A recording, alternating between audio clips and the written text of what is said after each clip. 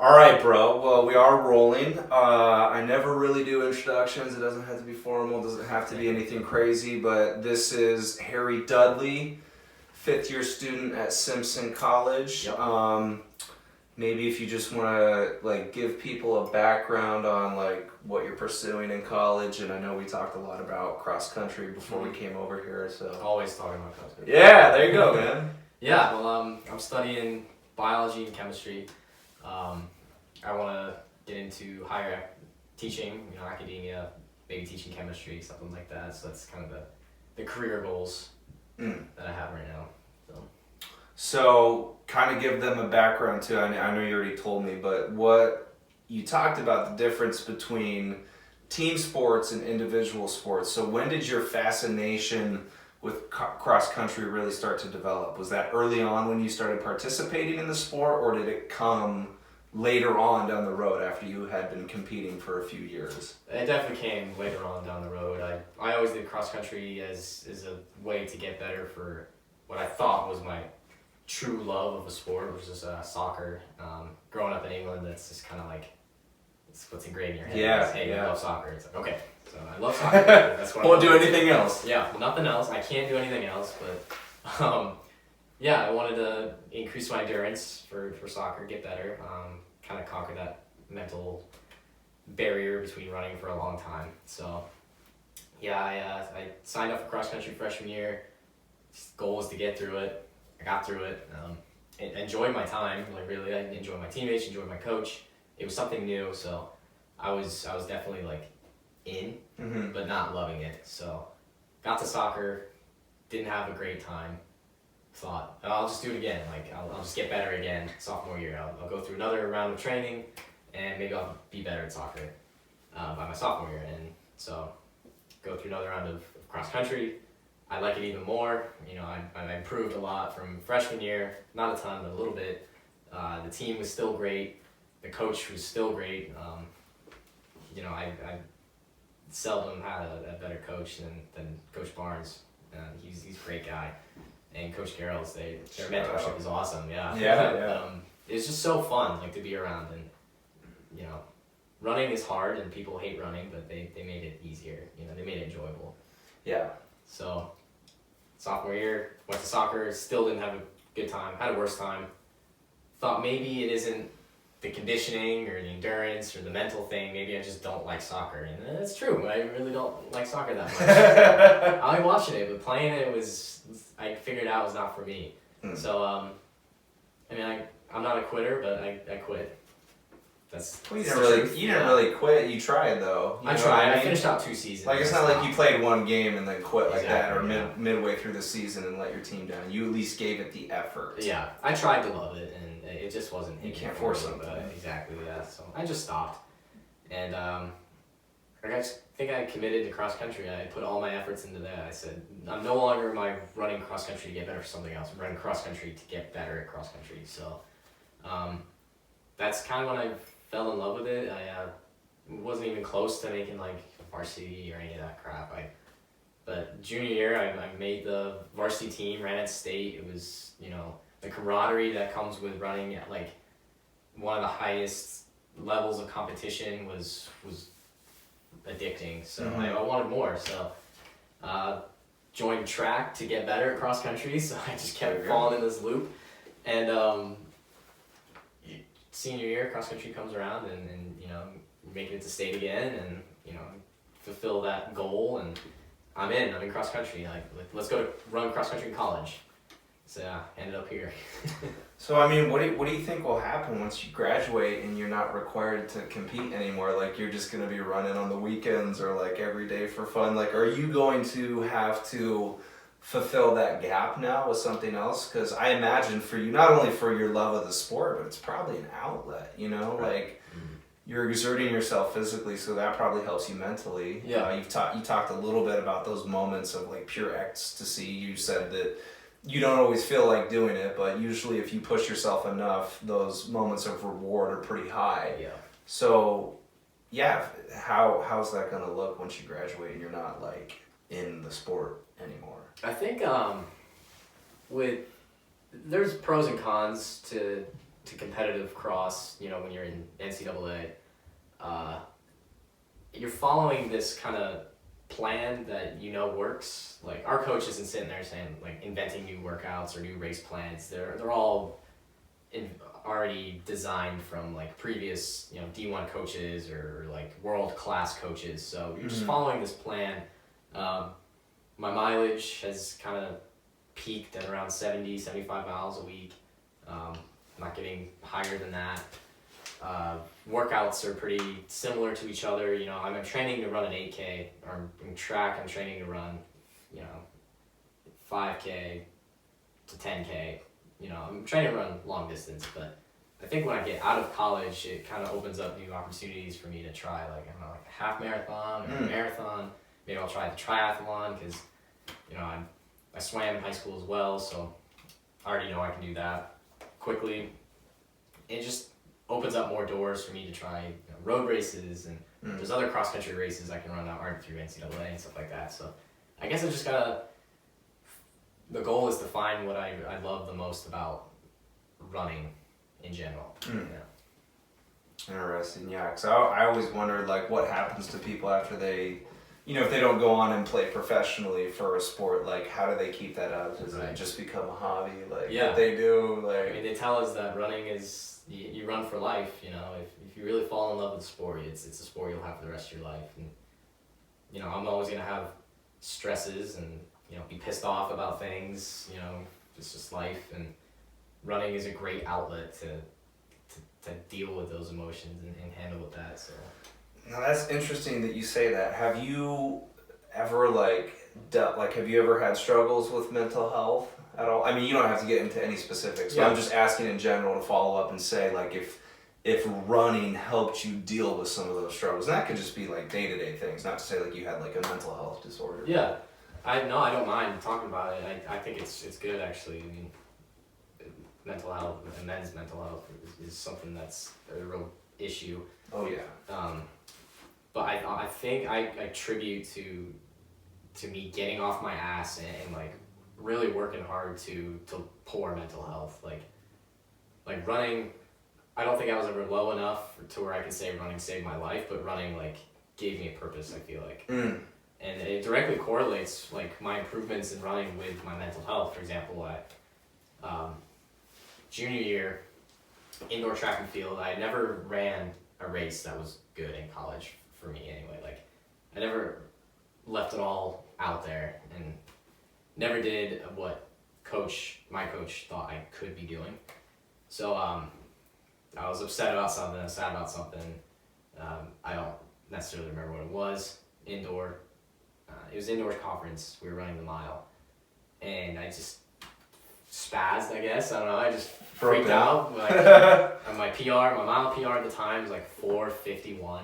And I didn't even think, I ran that in high school. Like, I don't even think I ran like a 4:55, I think, all season, junior year track. And I think I ran like a 4:37 after that. So that was kind of like my first breakthrough.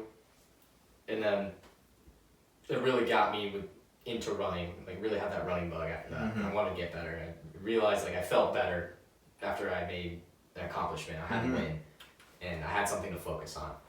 And soon after that, you know, I guess that was end of 2019. So we're getting into 2020, COVID happens, and we go into quarantine, and that is extremely hard on everyone's mental health. And that kind of feeling of isolation. So, you know, I didn't have a job at the time either. So I was like, all right, I'm just chilling at my parents' house. I'm just going to go out and run, you know. Yeah. My parents are great. Love my parents. But, you know, being around, you know, one person 24/7 is hard for anybody. I don't care who it is. Well, and as you get older too, it's just natural to not really want to be around your parents when you start to develop. I think even more for men. I don't know if it's for girls. I guess I'm not going to put out a blank statement there, but I know for me, like developing into a young man after I came back from Ames, because I was living up there for a while, only like 3 months, and I came back here, but I didn't really have a plan just yet, so I had to go and live with my parents through the early stages of COVID, and then I didn't get this apartment until August of 2020. But ever since I've been in here, I can tell that like my life has changed dramatically in a positive way, because I kind of feel like when you live with your parents, you still it's kind of reminded of how you were when you grew up. Yeah. So you kind of still like formulate into your old adolescent self. You're not really allowed to grow, and your parents can be great people. They sound like great people, but I think that's part of it too. Why? I think they knew that as well. So I mean, obviously, parents would get a little upset that I didn't want to hang out with them all the time, because mom obviously wants to hang out with her son all the time. Oh yeah. I mean, no, I know how that goes. And I appreciate that. She also knew that, my dad as well, that I needed to be myself. Yeah, so, you needed that space. And like I said, they were the most supportive people I had throughout this whole process, other than my teammates and my close friends and my coach. Honestly, I had a lot of people to credit for my growth, but in quarantine, it was just my parents that were encouraging me, and I felt like I wanted to return to campus, once this, blew over, like air quote, blew over. Yeah, it still hasn't blown over. Not blown over, no. At the time, it's like, it'll end and we'll go back to campus. No. We did go back to campus. It didn't end, but we went back to campus, and I felt like I wanted to show everyone how committed I was now. Like, I really appreciate this last race we had, all the support I had from my friends, my current roommates. I remember my buddy Noah, that I'm rooming with now. I finished the line and I was still like gasping for air, and he just grabs me and picks me up and like shakes me around, because I just hit this massive PR, and it's a 4:37, and I PR'd from a 4:55. He had like really no reason to know like I had that much PR, because I was just like one of the like worst guys on the team. But he's such a good friend, a good teammate. He knew that I hit this massive PR, and I was like, okay, this was really rewarding. Like, I want to do this more. I'm no longer really doing this for myself. I'm doing this for my teammates, because they believed in me, and it paid off, and I want it to keep paying off. So I mean, it's really a long way of answering your question. I apologize, but no. Each dark moment in my life, like whether it's quarantine or whatever I was dealing with my junior year, kind of correlates with my progression in running.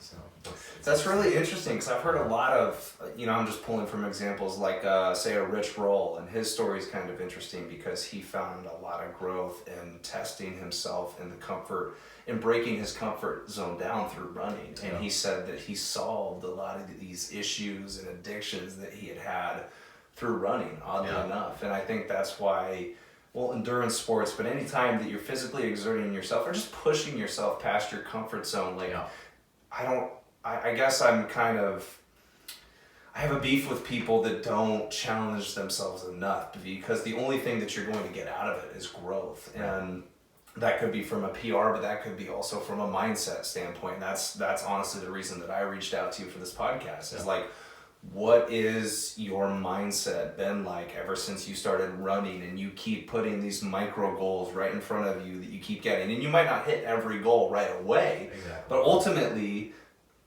and I don't think you'd argue throughout this whole process, you've just gotten better and better and better and better, inch by inch by inch. And you said the other area that you really noticed in was your school life, and like how you pushed yourself through that. So just kind of walk me through that transition. I mean, you could even just say broadly, like how you have changed as a person mentally, how you handle things ever since you started competing in cross country. Yeah, I talk about my academics, and I've never been like a bad student, but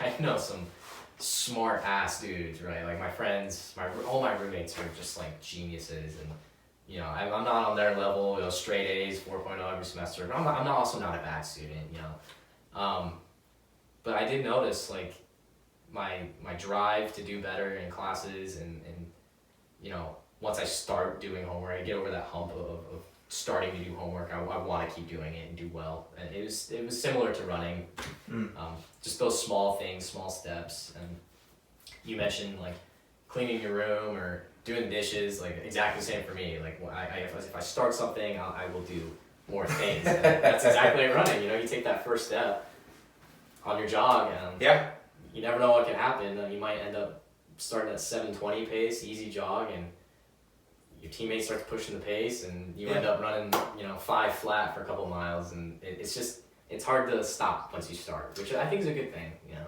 Yeah, well, and I think that's probably one of the bigger issues that people face when they want to start doing something like that is they look at this big ass mountain that they have to climb and they don't, so they kind of overthink it in some sense, like, how am I going to get there? It's like, okay, well, it's good to look at that. Now you know that you have this obstacle to face, but you just have to start moving, because in turn, when you're in that process, you know, one step, the first step is the hardest, and then after you've done 20 steps, you know, another 20, it's not that hard. Exactly. So you kind of have to set up those, I'm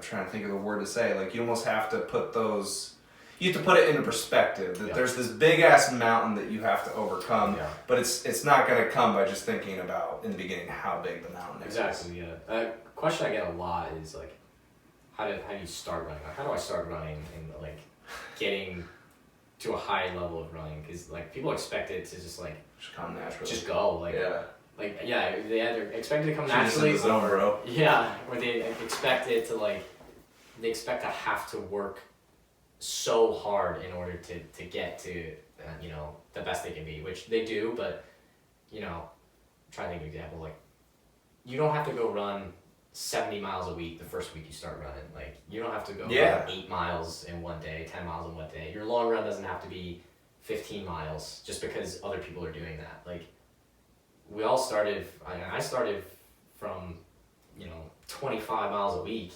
You know, you build up. Yeah. And if you want to start running, just go for a mile jog and then go for, you know, a 2 mile jog. If you don't feel that great, go for a mile jog again. Yeah. Just do a couple runs a week. Just get into that routine of multiple runs a week, and you will start feeling better. You will have an urge to push yourself. Yeah. Run 3 miles. Run 5 miles. You feeling good one day? Run 7 miles. Run 8 miles. Like, oh man. You'll catch the bug. Woo! See, it sounds like a lot. 8 miles sounds like a long way to run, but you know, if you'll learn to shut your brain off and just enjoy it. Do you ever listen to music, or do you like to just have that internal conversation with yourself? Like, you don't like distractions, or? Sometimes. I run with teammates a lot, so we just have, like, banter or conversation, you know, and, you know, that's a good time. But if I'm running by myself, I do listen to a lot of music. But if I find out I'm, like, stressing more than usual, or something's on my mind, you know, I'll have a conversation with me out loud. I probably sound crazy on the trail. I do the same thing, yeah, bro. I do the same. That's why I like going to that trail behind the baseball fields, because there's usually nobody down there. But sometimes I'll, like, be talking out loud and starting to get kind of aggressive and sort of like, what the fuck, bro? And then I see a girl, like an old lady peering around the corner walking her dog, and I was like, she definitely shit. No, I'm not crazy, girl. I was just on the phone. Yeah, I'm on AirPods, you know. Yeah, no, that's actually I've talked to my therapist about that. That's a therapy technique. Yeah. You're not living in the rumination of your imagination anymore, so you're kind of projecting out whatever this issue is that you're having, and in that you kind of figure out the tweaks that you need to make to solve that problem. And sometimes, and I mean, honestly, I think you could compare that to therapy. That's why therapy works so well, is because sometimes people just need another person to talk to. Like, there's times where my therapist won't even say a word. She just maybe asks me a few questions. Yeah. I know the answer. I just have to talk and solve the problem out in my head, because we're storytellers. That's how we've evolved. That's what our ancestors did. So I don't think you're crazy. I think you're perfectly fucking normal, and I think more people should do it. I think so too. I think people should stop giving me weird looks when I'm doing it on the trail. Leave me alone. I get weird looks already for running. I mean, people just find that weird for some reason. I think it's because, and I'm not saying the large majority of people in our society are like this, but I think a lot of people are weak. I think a lot of people are fat. I know a lot of people that are still on unemployment throughout this whole COVID process and don't have the proper leadership from their government or just the right examples in their life to get them going. So it's really cool and encouraging to see people like you out there. I know it's a sport that you're engaging in college, but I think it's something you would stick with even when college is done, because of all the benefits that it gives you mentally, physically, emotionally, dealing with your emotions, psychologically. It's a multifaceted way of dealing with issues. Absolutely. Yeah, for running can deal with every emotion you have, I think, you know, whether it's, you know, you're feeling overwhelmed with love, you know, just go. You can still go run and feel good about it. Or if you're just really pissed off about something, or someone really annoyed you, go run. You know. Yeah. Like, it solves every emotion, I think. So did you have more issues handling your emotions before you got into running? Oh, for sure. Yeah. Yeah.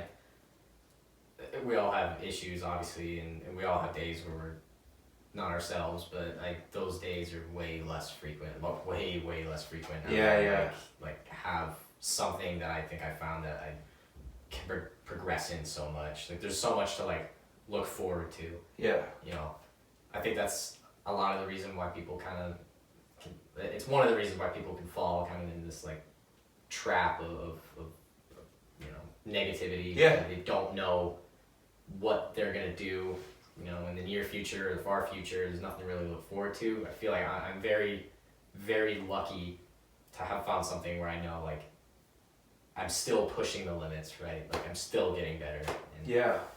you know, there's all season last year, it was every single race. Every race I had was a PR. I'm still on that streak in track, actually. Damn. Every single race, you know, even indoor, outdoor, every week, That's fucking there's sick, a new dude. PR. So it's like, there's just something I know, like, I'm gonna hit that cap eventually, but like, Yeah. you know. When do you plateau? Yeah, I'm gonna plateau, but like, can I break that plateau once I hit it, you know? Yeah. That's what I have to look forward to. Yeah, and that's probably the most frustrating part about any endeavor in life that you face is like once you hit that plateau, a lot of people like just use that as a reason to make a bunch of excuses. Exactly, Well, yeah. bro, like I kind of hit my limit. Well, no. Yeah, the limit, yeah. I think that humans have a lot of potential. That's why I'm like so obsessed with these subjects, is because I think people don't ever really tap into the amount of potential that they have, and if they just push themselves consistently, and like you said before, like if you're just getting started running, you don't have to run 7, 8, however many miles a day, like even if you've never ran in your life, well then maybe you should just start walking. Yeah. But I'll even like pull this back to me to give an example. Like I've always had healthy habits, but there for a while earlier this year, and then probably throughout the early stages of the pandemic, I think everybody kind of went through that, where they kind of lost some structure and routine. Yeah, absolutely. Because there was a lot of uncertainty in the world, and so I had to kind of rebuild those things. And so earlier this year, I went through a breakup that was kind of devastating, and so I started walking every day outside, and I remember in the beginning it was really uncomfortable, and I couldn't find any clarity or any peace of mind dealing with those emotions that are really powerful. And for guys in our society, we were taught to just swallow our emotions and not deal with them, which is very unhealthy. So it took me about a month before, so then I started doing that every single day. I'd go outside, I would walk, and that was probably for like 30 minutes, and now I'm up to the point where I don't even think I've missed a day since May. I've been outside every single day walking, and now I'm doing the weighted vest. But it got better. It got better the more that I pushed myself, and again, that's a very small example of walking every day, but it's allowed me to apply that mindset with everything else that I do. I was telling you before we came over here about the podcast and how stressful it is to be doing this for 2 years. And sometimes I feel like I'm not getting any traction. Right. And I was like, well, how do I advertise the podcast? How do I get it out there to people? And I really thought, well, maybe it's just about the people that I bring on. They have a network of people that are going to watch the podcast because they're interested in you. I really think that's how you do it. Yeah. You know, so it's about being patient. It's about realizing that it's a process and it takes time. And so running, walking, whatever, I think it's like applicable to everything else. And that's why I push that message to people, because I think people need that shit, man. Exactly. Like a lot of people just never tap into their potential, and that's really sad. Yeah. Because you could accomplish a lot of shit. If you're setting PRs every time you're out there, then what else can you accomplish? Right. Fuck. I mean, I think, obviously I'm biased towards running, so I feel like everyone should run because it's awesome. Like, just trust me, it's super great. But, I joke, but everyone has their thing, you know, like everyone needs a hobby, and I think like what you're saying, it's applicable for everything. It really is, like whether it's crocheting or like, you know, cross training, powerlifting, you know, anything competitive in nature, video games, whatever it is. Yeah. If there's something that you like to do and can get better at, I think you're gonna be a lot better off without having that, you know. Where do you think you'd be at personally? Again, apply this to like school, your relationships. Yeah. Where do you think you'd be if you didn't have running? Like if you hadn't found that as an outlet, do you think you would have found something else, or do you think you would just kind of be cruising along right now trying to find something? Honestly, I'm not sure I'd have any friends. To be blunt, I chose Simpson College just because it was an easy way for me to continue running. You know, I wasn't great, you know, there's no way I was gonna, like, coming out of high school, there's no way I was gonna run at any sort of like D1 college or D2, whatever. You know, being from Simpson and knowing people that were already on the Simpson's cross country team, like, it was easy for me to join that team and continue running. But I think if I didn't have running, I'd probably be at like Iowa State, some big public school, you know, and missing what I hold dear to me the most, which is those close relationships between professors and friends and coaches. I never had any of that. I think that would have been really lacking. I guess I don't know that for sure in terms of friends, but I know for sure I wouldn't have my teammates or my coaches or my professors, those are the three groups of people that it's critical. That was absolutely vital for me to do what I'm doing right now. And you know, I wanted to be a vet coming out of high school, so I would have been in like the animal science department and just in agriculture, and I don't like that. That is not me. Like I like you call me a hipster or whatever. That's kind of what I like, that kind of idea of city kind of thing. Big country agriculture setting was not for me, but you know, I was thinking whatever it takes to be a vet, right? Because I think for sure that's what I want to do. When I got to Simpson, I worked at a vet clinic for a couple of years. I realized it's not what I want to do. Talked to my professor because we're so close. He's like, yeah, just try teaching. Like I'll throw you in a TA position, and you know, he just gave it to me. I wasn't the best chemist either. Like I did well in chemistry, but he knew, like, you know, I pushed myself a little bit and tried teaching. Maybe I'll like it, and I did. I loved it, and I think he knew that about me, just from having me in class. So yeah. Like, really, I feel like I've been guided by those closest around me, which I don't think I would have had at Iowa State, you know, if I chose to go there. Yeah, I mean, I can speak on that just because I was up there for 3 months going to school, and it's a different animal. Yeah, and I'm the same way that you are. I started out at DMAC for my first 2 years, and that's very. I mean, you probably don't get the same atmosphere that you're talking about, because DMAC is a little bit more flexible with offering classes online, or you can go to different locations. You can go up to Ankeny, Urban, Southside. But it was good because it was affordable and you don't go into debt, and you can come out of it and not have to go to a 4-year college with all that debt packed in. But then I went to Simpson right after that, did that for a year, and then I went up to Ames. And Ames, I mean, I don't think it's technically, as a town, I don't think it's pretty big in terms of population size, but it's a college town. And I just remember, like, one of my first few classes was in this auditorium setting, and it was literally like double stacked. Like there was like a balcony upstairs. Oh man. It could house like 300 people. And I just remember, and I was in a really dark place at that time with like anxiety and depression. That's where my issues got really bad. But I just don't understand how people could do it, because I got so distracted by other people on their gadgets, you know, not paying attention to the professor. And I'm like, how do you guys do it? And so then that didn't work out. That whole situation ended pretty tragically. But then to come back to Simpson and get my degree, that was something that I really missed. And I think that's probably one of the biggest benefits of coming to Simpson. Yeah. Is it is so tight knit, and we've both grown up in Indianola, for the most part, our entire lives. But living in a small town like this, when you go to Simpson, it feels like you're in a different place. It doesn't feel like especially when the weather's beautiful, dude. When I graduated, when I was going across the stage in May, it was really windy, but it was nice out, and I was like, dude, I feel like I'm in like California. Yeah, it doesn't feel like Indianola. Yeah, no, dude. So I've always loved the atmosphere. I think the same thing. You know, I talk to some high school friends occasionally, and they're like, I can't believe you're still in Indianola. Like, bro, get out. Bro, you're trapped, bro. Yeah, no, I'm like, it's not all that bad. I really don't feel like I'm in Indianola. Campus is its own thing. It's just separate. Well, and you have a different experience because you came from England. I did. You were there for 10 years, so, I mean, I don't know what that's like. I've been here my whole life. That's why, I told you in the coffee shop, I want to move out to a different state at some point. But you started out in a completely different location. This, being in Indianola is me branching out, I guess. Was it a culture shock when you came over here, 10 years old? Like, what the fuck was going through your head if you can even remember that? Yeah, so I moved to Wisconsin, in kind of in the middle of nowhere. I don't know if you're familiar with La Crosse. It's kind of close to La Crosse, a town called Sparta. It was very agriculturally driven, very spacious. Everyone wore like camouflage to school, which, keep in mind, I went to a private school in England where we had uniforms, so that was weird. I think that was the first noticeable culture shock. Is I could wear trippy. What I want to school. That was crazy. Yeah. I'm like, oh my god, like I got to think about what I'm wearing. That's crazy. So that was that. Accent. I had an accent.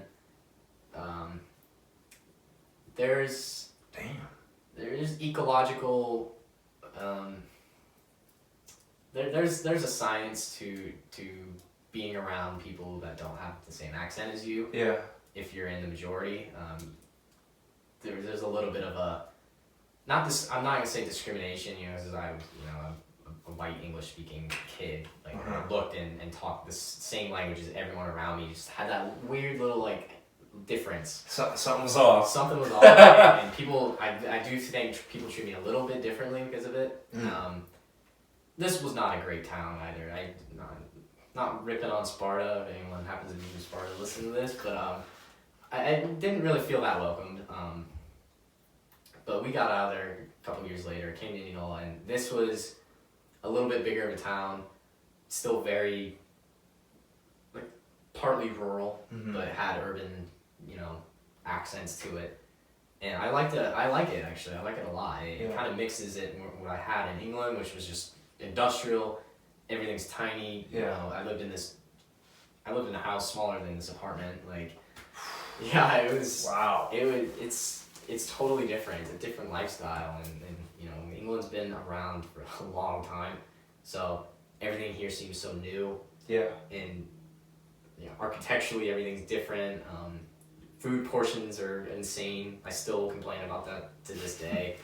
I always get food, I'm like, I can't finish it, it's too big. Yeah. You gave me too much on my plate, bro. This is not cool. I always feel bad because it's contributing to food waste all the time, but those are probably the ones that come to mind, I think. I mean, it's just crazy. Like, I'm trying to put myself in your shoes. I was born in Arizona, but we moved when I was 3, so I don't really have any recollection of the transition, and that's in America. It's from a state in America to another state. The only culture shock would be, okay, you're from the West Coast, now you're coming Midwest. There's going to be a difference there. But the fact that, if you're 10, you've established some friends, you probably have some routine and structure out there, and then to come here, all of a sudden, that's a pretty big leap for a kid, especially. I mean, I don't really know if by us moving, if that impacted me with like my anxiety issues. It could be. I know that like if you switch up a setting for a kid, that can really fuck with them, especially if they're set on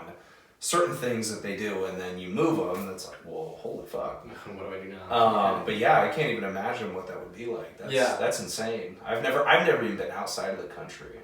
I've only been to Hawaii. That's probably the farthest that I've been. Yeah. Seems like another country, honestly. Kind of, man. Feels like it. Yeah. Sure.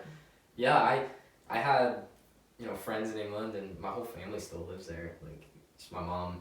Yeah. My mom and I are the only two to move out of there. And so you never had any siblings? No. No? Just me. So I think it kind of would have helped if I had siblings. If I had an older sibling, I think to maybe, would ease the transition a little bit. Yeah. Maybe we're in this together a little bit, but it was just me. But honestly, I don't remember it being too difficult. I think I moved at a young enough age where it was like, I don't have that many goals or ambitions right now. I'm just kind of chilling. Yeah. So I may as well just chill in another country, and there's guns and stuff. That's cool. Yeah. Do you ever still talk to your biological father? Is he from out there? Yeah, he still lives out there. Do you visit him at all, or? He came to visit 2 years ago. I think in the summer of 2019, he came to visit, and I showed him, track nationals we're at Drake that year. So I showed him, America's Best. I don't know if there's any track people listening or cross people, he watched nodding their heads. Yeah. He watched Lopez Lamong cross the line, 10K, like a 27:32 or whatever it was. He has no really like comprehension of how quick that was, but it was cool for me to show him that, and watch Craig Engels, blow across the finish line in the 1500. It was cool. Yeah. It was cool. He liked the pole vault, so I just felt like it was nice to show him what I've grown into now, like what I'm doing now. And so there's no bad blood. No. Between you guys. No, I mean that's awesome. We don't talk a whole lot, but I mean it's not like he's a bad guy or anything. Yeah. He's just. Yeah. Well, I know that situations like that can really fuck kids up, so it's cool that, you're moving across the country and you're still able to stay in contact with him. A lot of people, unfortunately, fall out with their family members. Yeah. That's really sad, but... Yeah, I think I'm lucky to have, a good mom and a good stepdad that, they know better. You break up with someone or go through a divorce like that, with a long marriage, like, how do you not just shit talk them, Like, it's so hard. And my mom... I've seen that happen a lot. Oh, yeah. My mom, not a word. That's not awesome. A single bad thing about my dad. My stepdad hasn't said a single bad thing about my biological dad. So I think I owe it to them for not really, like, warping my views on the situation. They never lied to me, but they never blew things out of proportion either. They were truthful up front, and I dealt with, the emotions in all honesty, Yeah. Like, just told all truth. And so it was, I think I have them to thank for... That's beautiful, man. Yeah, because I've seen a lot of instances where parents will essentially, try and distort the story. They want to get them on their side, and that's really sinister because so if the kid is living with you for a majority of time as they're growing up, then they're going to grow resentful towards the other parent and not want to see them. That actually happened to the girl that I dated back in high school, and then in return it actually kind of warped my image towards her dad because I was hearing all this information from her mom, and come to find out a lot of those things weren't true. All you have is anecdotal evidence. It's like that's all you have to go off of, Yeah. Well, it's kind of like this whole world of social media that we live in is everybody is reactionary to like something that they see, but the media distorts these stories, and so like nobody is actually willing to like fact check what's going on, and it's frustrating because it causes this whole false illusion of what's happening. It's like that's actually not in reality. Yeah. So that's crazy though. That's awesome. Yeah. To have a good set of parents to set the right example, and that probably transferred over to your values and how you handle things in life. Mm-hmm. I went through a breakup a couple years ago, and I don't know what she said about me, but I know my conscience is clear, as I've never said anything about her and told the truth what happened, and it works out for you in the end, when you have good intentions. So. Well, yeah, dude, I think karma's a real thing. I don't know if you're a religious guy, but I really feel like, in a situation like that, it is so hard not to. Especially if you live around people that talk shit about family members. Exactly. It kind of gets passed down, but you know the few moments where you have been talking shit.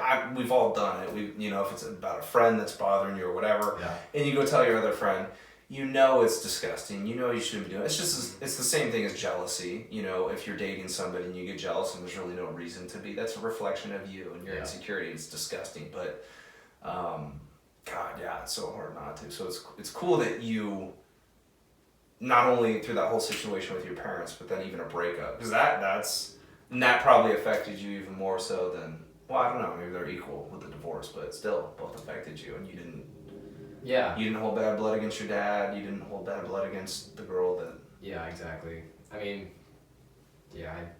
still have a desire to go and see, my dad in England. He's, like, getting a new wife here pretty soon, like, the next year. Like, he's engaged now. And, happy for him. Good for him. Yeah, and, I'll go over there. I'm kind of seeing it selfishly is a free trip to England, so that'll be cool. Get out of the States for a little Maybe I bit. can bring a couple friends and be like, hey, you haven't had to really pay much to raise me, so Yeah. how about 3 tickets to England with 2 of my friends? You know? There you go. There you go, man. That's all I want. That sounds like a compromise right there. Exactly, yeah, that's how I'm seeing it. But yeah, next year, trip to England, I guess, will be the next time I see him. So. And so he never had kids after. No. And your mom didn't either. Nope, just me. That's crazy. I'm the And you golden seem- child. Well, you seem like a pretty respectful guy. Usually, the thing with just having one kid is they're usually little fucking spoiled brats. Yeah, little hotheads. Yeah. Well, because they never had anybody to share with. Right. They never had another sibling. I noticed that sometimes. My mom is, I mean, we're from Liverpool. We're not posh, but my mom is like a classy, posh, like, you know, manners is like everything. It's just like a big moral she has. So that's not, you know, she raised me by herself, for my entire childhood. So like that's just ingrained in me. Like, you know, if I'm not saying please, thank you, being respectful, whatever, like she'll get me, but. She'll try her hardest to get me. Yeah, she'll try. Moms can't really do that, man. Yeah. My mom was not good at that. I never feared her growing up. I'm kind of scared of my mom. Really? It's because she's so nice. Like, if you met everyone that ever meets my mom is like, oh my god, she's the sweetest ever. So when she's mad, don't fucking piss her off. it's such a like. She has that side in total her. 180. Oh. Yeah, she's fiery. So I never wanted to see that. So I was like, yeah, okay, I'll be mannerful, and that's just kind of how I am. Yeah. Be respectful and stuff like that. Well, that's great. Yeah, because I know a lot of people that were the only kid in the family, and they're little fucking shitheads. They think everything should be given to them. And, Right. I mean, but that could even happen too. And so it was just really me and my brother growing up, and I don't know. I mean, I did have to learn how to share, but as I got older, there was a few times where I got a little too selfish with him. Him and I were very competitive in like sports and like just playing video games against each other. I never wanted to lose to him. And oddly enough, as he's gotten older, he's actually pretty good at sports. So every time I go over to the house and we play ping pong, he fucks me up. I'm like, bro, I cannot get on your level. It's not cool. How? How do you do that, man? I think, yeah, now you say that, I feel like my ability to handle competition isn't as good as someone who had that. Like, obviously I'm in a very competitive sport. I'm you know, I ran at nationals a couple weeks ago, and that was, you know, as competitive as it gets in my division for running. And I think it's my ability to get excited for that competition, and my mentality to try and be the best isn't, like, it took a lot for me to like kind of gain that.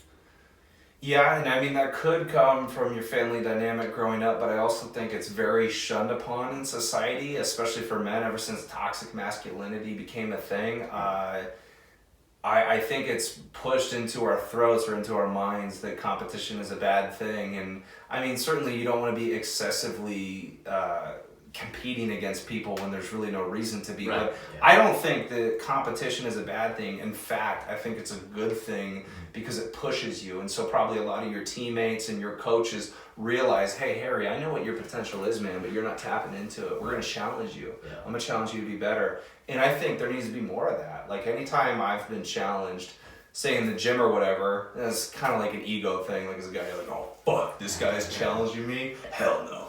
But I think it's good. I think it's good too. I think it's just kind of been outcast in society, along with any time a guy is aggressive or assertive, they say that's toxic masculinity. Right. No, it's not. Guys are more masculine, typically. I guess, yeah. You can't refute that. It comes from me always telling myself, like, I don't like competition. Like, I'm not a competitive person. Like, I don't like it, but you don't want to lose, do you? Or you don't want to lose against yourself. I don't want to lose against myself. Right. Yeah. And then once I started, I will say when I started beating teammates and people that I looked up to, it became, okay, I don't want them to beat me now. Like, I had a long conversation with my roommate Ryan and on a run, and it was this year, so before this season started, I had finished second every race last year, and I was like, well, I don't want any of you guys to beat me, right? Like, that's obvious. Like, I'm just gonna be straight up. I want to be second or maybe first. I don't know. We'll see. But I don't want anyone else to beat me. But if you guys do happen to beat me, like I'm gonna be happy for you because you're my teammates. Like, and I like want you guys to progress and do well. And if you're beating me, that means we're a really good team this year. Yeah. So like it's a win-win. But then I'm also like, I don't want to lose. Yeah, like, bro, that's fucking healthy. Yeah, I think it was a healthy conversation. Because again, I think as we were saying earlier, all these things, these mindset tricks that you start to develop, they play over to everything else that you do. So in the real world, it's cutthroat through business, through anything. People don't fucking care about your feelings. You know, we have a big issue in our culture about victim mentality. People don't care, dude. We all have our issues. So you have to keep going. You have to keep grinding. And I think competition is a good thing. Yeah. Like, I think about that with the podcast. I think about that with, you know, what I want to do in my career or working harder in the gym. I'm like, well, my competitor, I don't want him to be working harder than me. I want to walk away at the end of the day and be satisfied with what I accomplished, knowing that I got ahead. And even if I don't hit every single goal, just know that I'm making progress. That kind of goes back to that analogy of looking at the mountain. I mentioned I'm going to see Jordan Peterson earlier. I don't know if you follow him, but he talks a lot about that 1% rule. Get 1% better every day. Right. Maybe it's not 1%. Maybe one day you get 2% better, whatever. I don't know how you can really judge that. But the fact that you're getting 1% better each and every day, 30 days in, a month in, you're 30% better than where you currently are. And that's subjective. So how are you going to get better? Cleaning up your room, setting a PR when you're running, maybe social anxiety, you're scared of talking to people, start just going and shaking people's hand or just saying hi, you know, kind of get that awkward friction that you feel out of the way, because then you become desensitized to it. Yeah, for sure. I think a lot of that starts in goal setting as well. I mean, the people that are closest to me now that I know have potential, most of the time aren't setting goals for themselves. So it's like every time I see them or they're like upset with how they're running, like you need a goal. Like you need, you know, what's the fastest you've ever ran a mile in a cross country race? Okay, we'll try and run 20 seconds faster than that. Try and run 30 seconds faster than that. Just try and like set a place marker for it. So when the indoor season rolls around and you demolish that time, you know, okay, I need to start setting more and more goals for myself. You know, like just try and beat your PRs. You know, and a lot of people surprisingly don't have that kind of mindset when they get into a race, and I think a lot of them just want to get the race over with, but really they can do so much more than get the race over with. They can crush a PR and then like not want to ever stop running, you know? Yeah. Well, and again, that's why that sport is so impressive, and that's why I kind of asked you, like, when you're running by yourself, do you use music as, because I know that in some ways that's kind of a distraction from the pain. I've heard some people that there was one guy associated with Andy Frisella, the guy that created the 75 Hard program. Yeah. This guy that works for him, I can't remember exactly what he did, but he was running around their headquarters. He was trying to do like 100 miles or something in like 24 hours. I'm not entirely sure. I'm probably butchering the story. But instead of choosing to put headphones on, he said, no, I want to go through that process of having that conversation with myself, because there's so many times, and you probably know this better than anybody, you want to tap out, you want to give in, or, you know, and so it's just about no. You hear that. I love how Andy Frisella puts it. He says there's the bitch voice. We all kind of have that, and that's kind of comes from an evolutionary standard of anything that's hard or requires a lot of work, your brain automatically wants to tap out to keep you to be able to survive. But then the voice that overrides that is the boss voice, and then once you start to identify both of those tones and you give into the boss voice, he gets a lot louder. And then he notices the bitch voice, he's like fucking slaps it. He's like, no. I like that. Not that donut yet. That's No. We're gonna keep running. Don't stop. Bro, and I think that's such a rewarding feeling. You talked about the ecstasy of running, those highs that you get. Like, when you're done with that and you know that you've exerted yourself physically, like, you feel like you've accomplished something. Yeah. I think talking about, you said like you found a lot of purpose through running. I think people, for one, they don't have that purpose and they don't have that sense of accomplishment. Again, kind of going back to the fact that they don't push themselves hard enough. Mm-hmm. So I admire what you're doing, man. I think it's really cool. I think there is that voice, you know, obviously, if you're running that hard for that long, it's going to pipe up soon, but there are a lot of people that have the ability to just shut off, which I think is like a totally separate thing. Like some people have the ability to just like black out and just do it, and I think that's scary. That's like a psychopath. And it's kind of like sometimes like I've had runs. I think people kind of call it a runner's high. Like there's that general term of runner's high. People talk about all the time. I feel like I've had a run and I'm just like, oh, that was a runner's high. Like I had to admit it. I think I had a runner's high, but really I just think you're just in the zone. You're in like your element, and it doesn't hurt. And you don't feel it until later. You don't feel it, yeah, until you got like 2 miles to go. You can never have a runner's high for the entire run. I found personally. I don't think that's possible. You can, you go for a 10-mile long run and 6 miles of it was just don't remember. It was a good day. Yeah. And there's a runner, a super famous runner right now. I kind of talked about him earlier, Connor Mance from BYU. He has a thing called the commentators and teammates call it the Mance zone.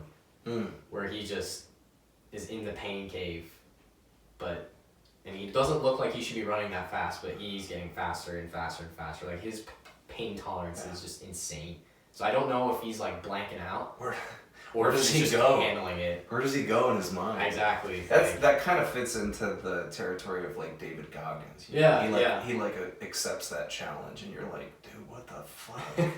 What the fuck is wrong with you? That man's crazy. But again, it goes to potential. I honestly think he's tapped into something that a lot of humans can tap into. Yeah. We've just, as society has progressed and everything's become a lot easier for us, you kind of have to put challenges in front of you.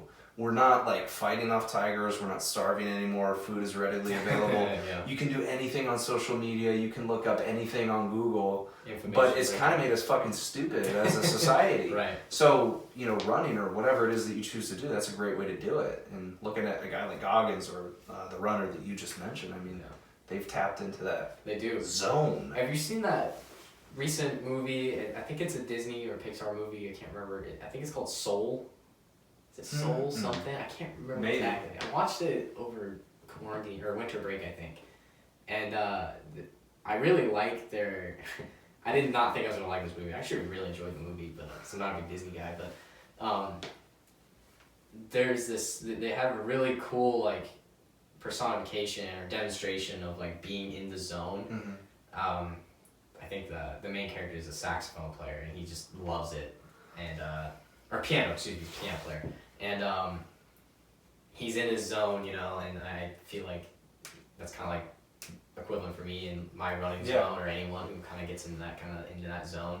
And they go to like another realm. Yeah. They're just floating and they don't know they're there, but like other beings can see them in that zone. Like I really liked how it was. Like it really kind of like almost felt familiar. I really enjoyed that. Well, I immediately think of like any time that you see a post-game interview from, whatever sport, football, basketball, baseball, and some dude was just crushing it and he was on and he was in the zone, and they always ask him, the reporter's like, what happened out there? And he's like, dude, I was out of my mind. Yeah, I don't know. And I really think that's the trick, is because, so when you're sedentary, you're not really moving, we're in our minds constantly. Yeah. As humans, we're always talking to ourselves more than we are to other people. And in those moments, you're not even thinking. You're just going. You're just acting and you're moving. And at some point, that thought process just drops and shuts off. And it's like, so how can you put yourself in that state of mind more often? Although it's very rare, because it always seems like in some sort of physical act,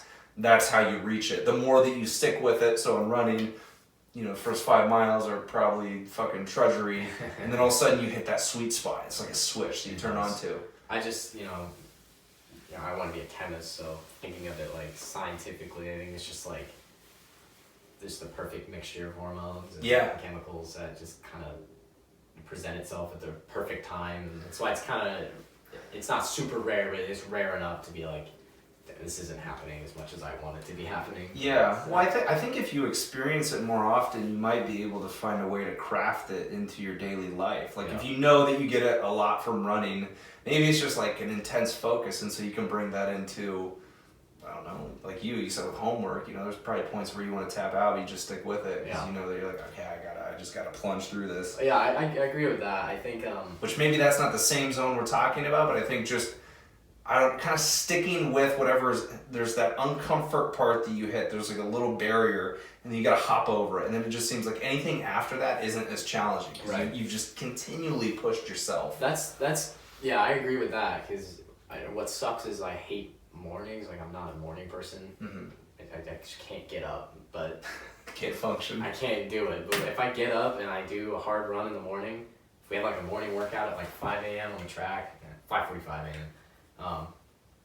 I find the rest of my day is like easy. Yes. It's awesome. Yes. And I love that feeling, but like I can't quite master that that recognition that if I just get up and do it, I'll feel great later on. Yeah. I'm just living in the moment of that my bed is really comfy right now. I don't want to get up. Yeah, well, and that's there's a lot of philosophers in the Greek philosophy of like Stoicism that would talk about that stuff. Marcus Aurelius would have this conversation with himself about, oh, the bed is comfy, this is the warm pillow, and then he'd have that conversation. He would say, but no, you're a human. You need to contribute to society. You need to get up and you need to be active. And I don't know if he would do, you know, certain things like running in the morning, but it's important to know because it's really easy to turn on the snooze button, but you always feel like shit after you do that. I don't run first thing in the morning, so I don't know what that's like, but when I get in the shower, I start out hot and I get clean and everything, and then progressively over the next 5 or 10 minutes, I go over to cold. Yeah. And I never want to do it, but I'm always so thankful that I do it afterwards, after I get out. Yeah. It's hard. It is hard. And it makes everything else in the day seem somewhat easy. It does, yeah. It does. We practice in the evening, so it's hard to get around that, you know. Yeah. I mean, when we're in high mileage, we'll run 2 times a day sometimes, and one of them has to be in the morning, so we're like, let's just get up, and easy 4-mile jog. We're up, we're showered, ready to go, and the rest of the day is fun, you know, and I have more of a ability to start the homework and then do it. Do you, in those mornings, do you ever eat before you go train, or you do like a fasted cardio? Usually I don't. I never used to eat, like, ever before runs, but now that I run more and I'm kind of in this weird, like, transition of I think I need more and more food. So I struggle with side cramps sometimes too, so I'm a little like cautious about how soon I'm eating before I run. So in the mornings I'll probably have just like a little tiny, like half of a Belvita or something, just something in my stomach. It's only 4 miles or something. But if we're getting up before, you know, to do a workout, I need, you know, whatever electrolytes I'm drinking and 2 little Belvita biscuit, you know, cookies, whatever, granola bar, whatever it is. I need that like an hour before I go. Some sort of fuel. Something, yeah. I'll just burn up and die, but if I eat too close before I run, I'll cramp up most likely. So it's a really tricky thing for me. Well, I just finished Discipline Equals Freedom by Jocko, and there's a part in the book where he talks about, you know, because he does fast, and I like intermediate fasting, but so like he's a big dude. He's fucking former was he military, Navy SEAL? Navy SEAL commander, Yeah, and it's like, I just don't understand how people work out, whether it's running or physically exerting themselves, like in the gym or something. I'm like, how do you perform without some sort of fuel? Like, I'm all about intermediate fasting, but I can't lift in the gym unless I have fuel. I need something in my body. So that's very, like, personal between people as well. It's very different. Some people just don't eat anything and can do that stuff. That would give me too much anxiety. Yeah, me too. I would, if I get 2 miles in a run and just pass out on the ground. And I need some sort of you know, fast acting, you know, carb or something, sugar or something. Yeah. To keep me going. So I gotta keep going. I don't know how people do it. Yeah.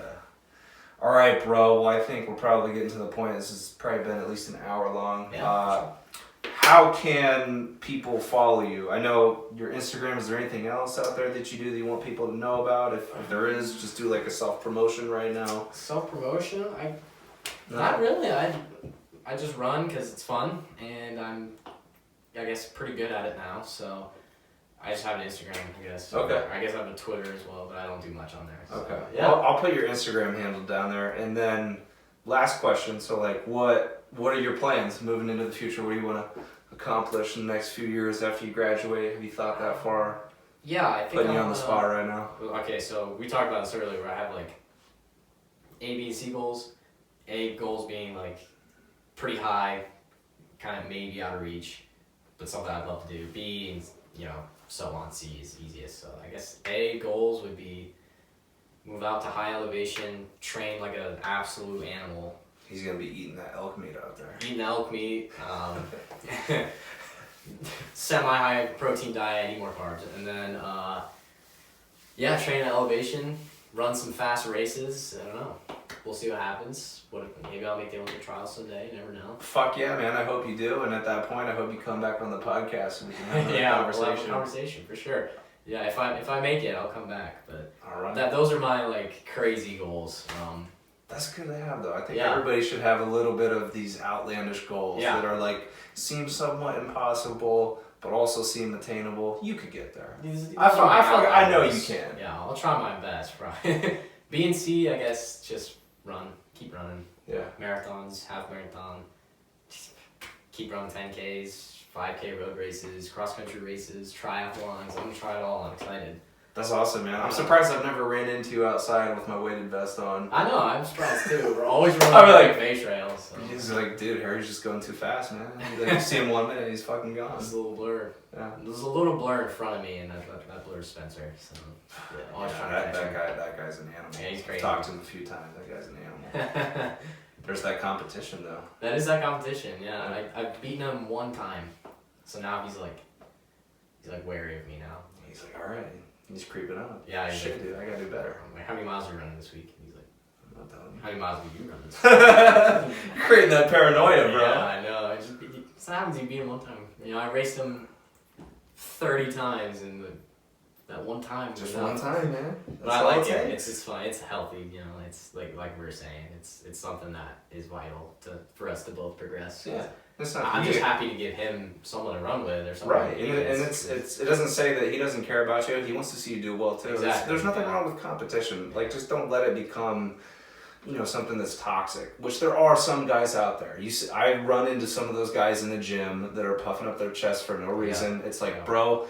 In all honesty, at the Indianola YMCA, there's not many women here, so I don't know why you're flexing, bro. It's a sausage fest in here. Yeah, what are you doing? But yeah, that competition is that's where I think of like confidence. It's good to be confident, but then that can trickle into arrogance. And right. You don't like meeting arrogant people. No. And we absolutely cannot let it get to that point. I mean, like Spencer and I are roommates, so like, once the practice is all said and done, we gotta go live with each other. Yeah. So it's been good this whole season. We've been really good at helping each other and pushing each other, but not being assholes about it. But, yeah. Well, you don't want to let your ego topple over. Exactly. And ruin a friendship, Yeah, no. for no fucking reason. We're good at not getting it to that point. I think we both have the ability to hang up our ego. That's what I think I love about Spencer. He's a super humble guy, too. Yeah. He seems very composed. Yeah. And kind of reserved in some way. I guess probably if you don't know him, he might come off like that. You know him better than I do. Yeah, he's a pretty quiet guy. I've interviewed him for Simpsonian Story, and I couldn't get much out of him. But I kind of expect that. Even a podcast. Like I commend you for coming on because that's a scary thing to do. Yeah. You and I have never met in person never before. No. Like even me. Like I've been doing podcasts for 2 years, kind of off and on. I still get anxious. Yeah. Like I'm like, oh man, this is exciting. This is scary. Yeah, we always like, damn. I have my dad to thank for that one. I think he's always pointing the freaking camera in my face. Oh yeah. All throughout my childhood and even now, he's doing an Instagram live to however many people, and he's just like, hey, here's Harry. I'm like, you got used to it. I'm like, damn, what's up, guys? Yeah, damn, you got that exposure at a young age. Yeah, so I guess I'm used to the camera, but yeah, I think I'm come across as a little reserved sometimes. You got to get to know me a little bit.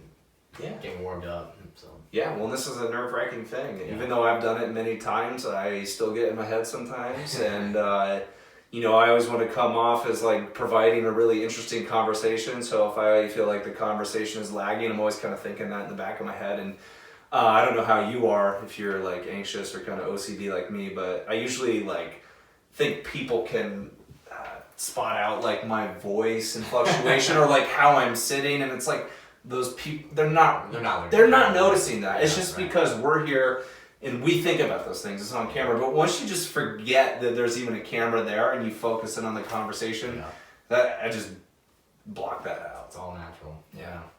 All right, bro. Yeah, well, thanks for having me. Thanks for coming on. Yeah. We'll catch up with you in the future. Yeah. This guy's gonna be a world champion in whatever he decides to do. And if I am, I'll come back. Get my